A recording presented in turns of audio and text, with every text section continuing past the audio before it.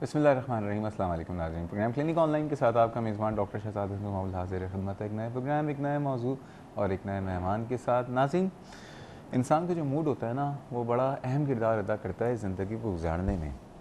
Mood अच्छा होता है तो काम अच्छे हो रहे होते हैं, और मूड अगर ख़राब हो तो कितना भी आसान काम हो वो उतना ही अजाब हो जाता है। और मूड का मसला ये है कि ये सारे जो मूड हैं, चाहे खुशी हो, चाहे गम हो, चाहे गुस्सा हो, चाहे कोई और मसला हो, इन सब का ताल्लुक़ होता है दिमाग और दिमाग में मौजूद न्यूरोट्रांसमीटर्स से। अल्लाह ताला ने ये जो दिमाग है उसके अंदर बहुत सारे न्यूरोट्रांसमीटर्स बनाए हैं और हर एक के अलग अलग अलग अलग फंक्शन हैं। लेकिन जिस तरह से खून में हीमोग्लोबिन में कमी हो जाती है, WBC जो है वो बढ़ जाते हैं, इस तरह हमारे जो न्यूरोट्रांसमीटर्स हैं ना, इसमें भी उतार चढ़ाव होता रहता है। कभी ऊपर हो जाते हैं, कभी नीचे हो जाते हैं। अब ज़ाहिर बात है कि एक मेडिकल प्रॉब्लम है, लेकिन उस मेडिकल प्रॉब्लम में जो है ऐसा हो जाए कि कोई न्यूरोट्रांसमीटर जो कि हमारे उस मूड से रिलेटेड हो, जो कि हमारे खुशी वाला जो है वो कम हो जाए, तो फिर उदासी बढ़ जाती है और उस उदासी को हम डिप्रेशन कहते हैं। अब डिप्रेशन जो है आम एक मुहावरतन हम यूज़ करते हैं कि मैं आज बहुत डिप्रेस हूँ या वो डिप्रेस्ड है। अमूमन ये एक मुहावरतन बात है, लेकिन मेडिकल पॉइंट ऑफ व्यू से एक इंसान जिसको कोई ख़ास ऐसा कोई गम नहीं हो, लेकिन उसके बावजूद जो है वो लोगों से मिलने से हिचकिचाए, उसको दुनिया में जो है कोई दुनिया बेकार लगे, दुनिया जो है उसको लगे कि बिल्कुल ही दुनिया फजूल सी जगह है, घर में मुक़ीद हो जाए, भूख ना लगे, खाना ना खाए, रातों को नींद ढंग से ना आए तो जल्दी सुबह उठ जाए। ये कुछ अलामतें ऐसी होती हैं, और इसमें रीज़न ऐसा नहीं हो कि उसको कोई लॉस हो गया हो या उसके पीछे कोई ये अचानक एक नॉर्मल इंसान के साथ हो जाए, तो इसको हम मेडिकल पॉइंट ऑफ व्यू से डिप्रेशन कहते हैं। आज इस हवाले से जो बात करेंगे, तो हम कोशिश ये करेंगे कि जानने की कोशिश करें कि क्या वजूहात हैं जो कि हमें डिप्रेशन, जो एक एक्चुअल साइकोलॉजिकल प्रॉब्लम है, उसकी तरफ हमें लेके जाती है।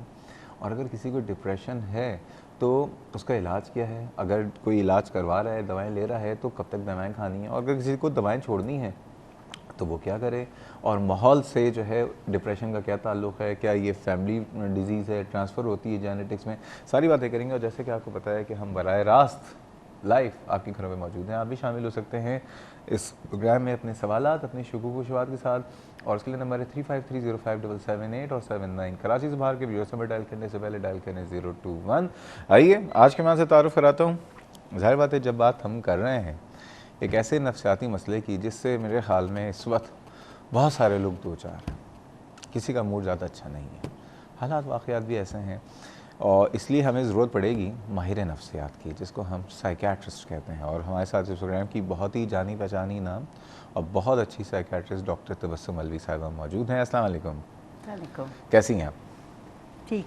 आप डिप्रेस तो नहीं हैं? नहीं, डिप्रेशन तो नहीं अभी हुआ? तो नहीं हूँ। नहीं है। ये बताइए, अमूमन कहा जाता है कि मैं डिप्रेस्ड हूँ, उदास हूँ, ठीक है, एक आम जो हम मुहावरतन यूज़ करते हैं उसमें, और जो एक्चुअल डिप्रेशन है जिसको हम साइकियाट्रिक एक मूड डिप्रेसिव डिसऑर्डर कहते हैं। डिप्रेसिव डिसऑर्डर है, उसमें क्या फ़र्क है? देखिए, डिप्रेशन एक आम अलामत है जो हम सब कभी ना कभी अपनी ज़िंदगी में ये हम इससे गुज़रते हैं।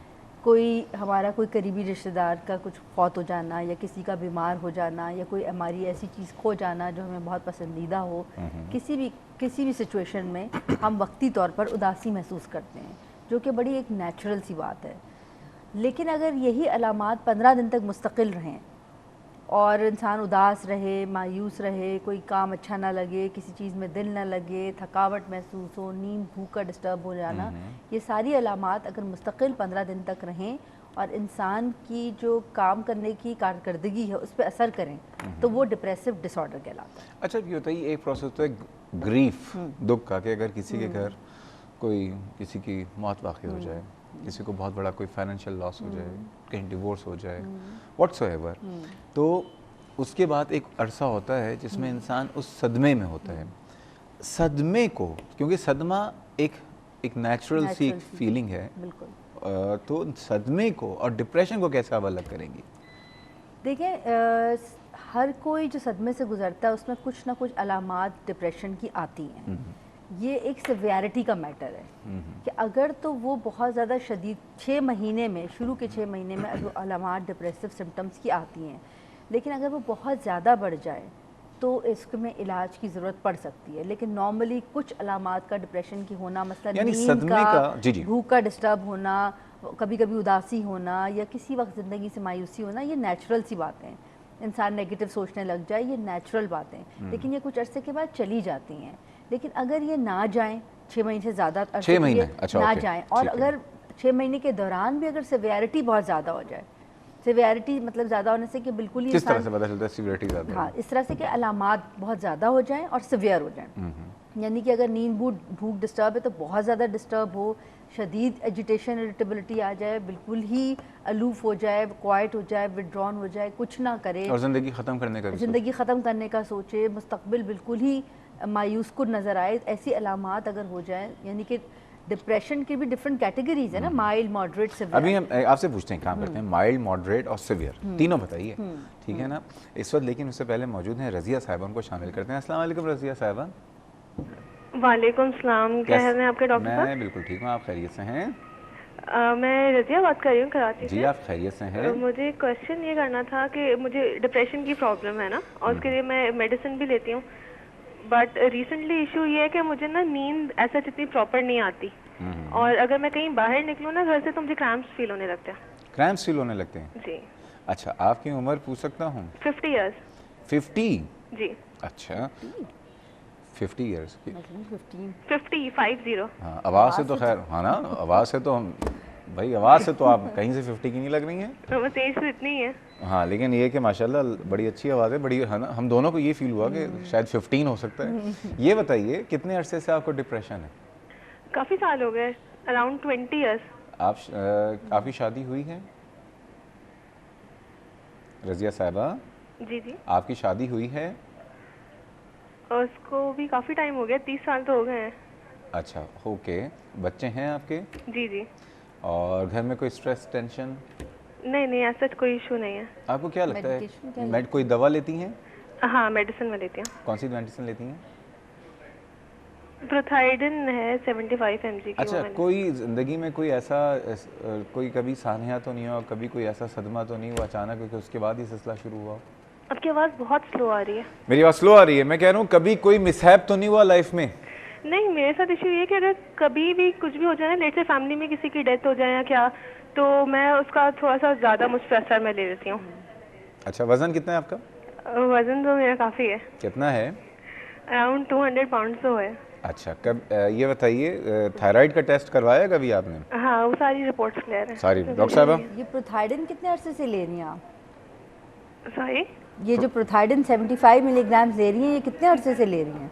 जी, सॉरी आप ऊंचा बोलें, आपकी आवाज़ बहुत स्लो आ रही है। ये प्रोथाइडिन आप जो खा रही हैं दवाई, ये कितने अरसे से खा रही हैं?